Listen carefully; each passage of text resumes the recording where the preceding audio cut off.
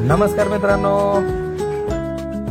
आम्ही निघालो आहोत बीड जिल्ह्यातील गेवराई या तालुक्यामधील राक्षस भवन या ठिकाणी। तर आम्ही आता शॉर्टकट जाणार आहोत। तर आम्ही पैठण मार्गी जाण्याचा निर्णय घेतलेला आहे आणि आम्ही निघालो आहोत।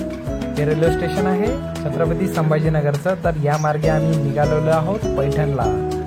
चला तर आजचा रविवारचा दिवस आपल्या सोबत।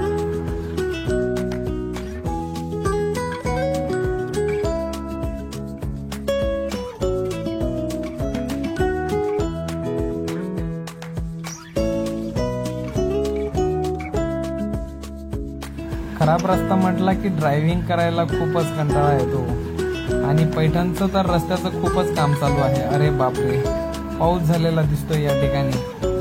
चला तर हळूहळू चला। युनिकॉर्न बेस्ट गाडी आहे या लॉंग रूट साठी। चला तर फायनली चांगला रोड लागलाय आपल्याला। धनंजय जरा हळू चालव।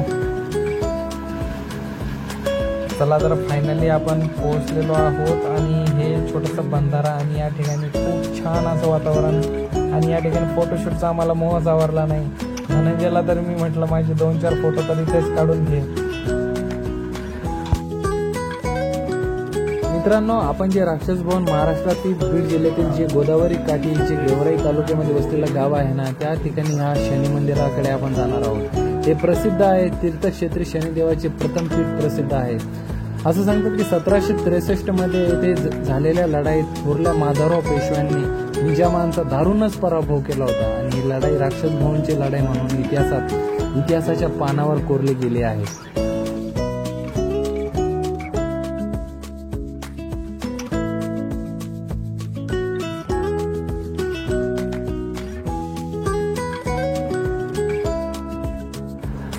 गेवराई तालुक्यातील राक्षस भवन हे गाव शनी महाराज यांच्या बरोबरच दत्तप्रभूंच्या जन्मस्थानामुळे प्रसिद्ध असून या ठिकाणी 6 दिवस पारंपरिक पद्धतीने दत्त जयंती सोहळा शेकडो वर्षापासून या ठिकाणी साजरा होत आहे। चला तर आपण आलेलो आहोत आता शनी महाराज देवस्थान ट्रस्ट कमिटी।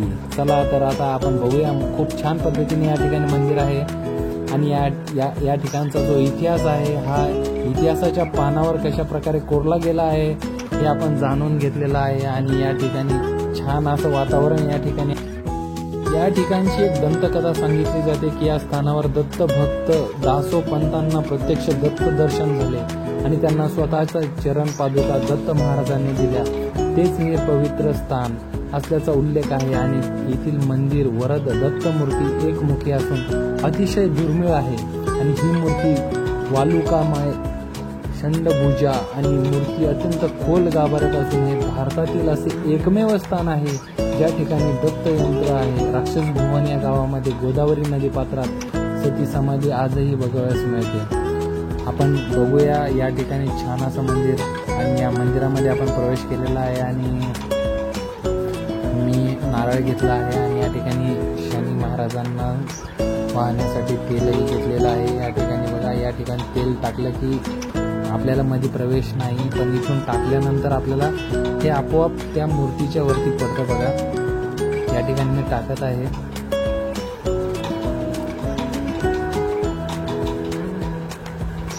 छान असं मंदिर आहे, अगदी प्रसन्न वाटलं या ठिकाणी येऊन। आपणही येऊ शकता। महाराष्ट्रातील छान असं एकमेव निसर्गरम्य वातावरणामध्ये या ठिकाणी गोदावरी तीरी एक मंदिर खूपच छान पद्धतीने या ठिकाणी आहे आणि आपण बघू शकता या ठिकाणी शनिवारच्या दिवशी खूप गर्दी असते आणि महाराष्ट्रातल्या कानाकोपऱ्यातून या ठिकाणी भक्त भाविक येत असतात।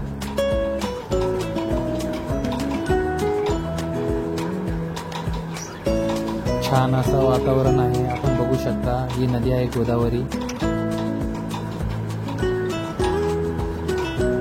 धनंजय चलो दर्शन हो गए। छान असं संध्याकाळची वेळ झालेली आहे। शेतकरी आपल्या घराची वाट पकडत आहेत आणि संध्याकाळ झाल्यामुळे आता जनावरांना चारा वगैरे घेऊन असे शेतकरी आता जात आहेत। छान असं वातावरण होतं, खूपच मिस करत आहे मी हे प्लेस। आणि आपणही या कधीतरी. छान असं आहे. आपण महाराष्ट्रामध्ये अनेक कानाकोपऱ्यामध्ये जात असतो, परंतु असे काही ठिकाणं असतात की ज्यापर्यंत आपण पोहोचू शकत नाही, ते आपल्याला माहितीही नसतात. पण छान असं संध्याकाळची वेळ झालेली आहे. बघा शेतकरी असे घरी जात आहेत.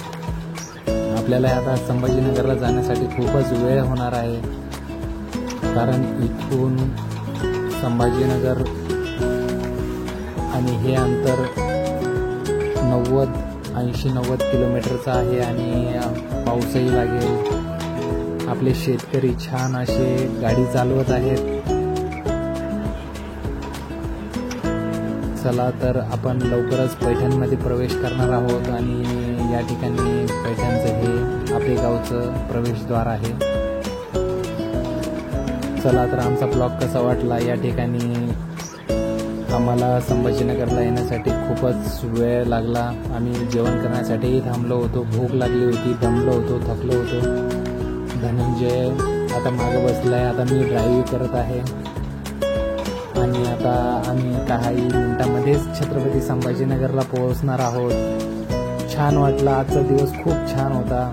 धनंजयने प्लॅन केला आपण इकडे जाऊया, तर पुढच्या रविवारी आम्ही खुलताबाद या ठिकाणी जाणार आहोत आणि लवकरच आम्ही खुलताबादचा व्हिडिओ आपल्या या चॅनलवर टाकणार आहोत. आणि आपणही पावसाळ्याच्या दिवसामध्ये फिरण्याचा थोडासा आनंद घ्या, कारण फिरल्याने जग समजतं आणि नक्कीच आपल्या परिसरामध्ये जर असे छान